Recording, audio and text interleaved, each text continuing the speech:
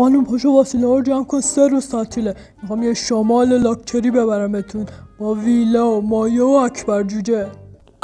هورا، من میرم وسایلمو جمع کنم.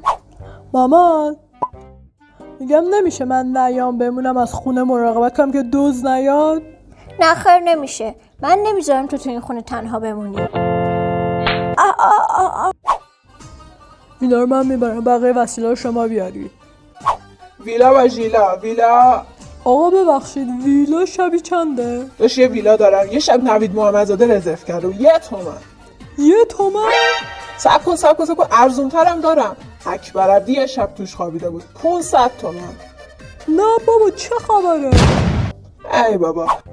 خانوم بیا که میخوام برات یه املت مشتی درست کنم. ماشاءالله ما رو میخواستی بیاری شمال ویلا و جوجه. ای بابا. بعد 20 ساعت ترافیک حالا برداشته وارد چادر و املت. خب میبردیم ما پارک هفته تیر.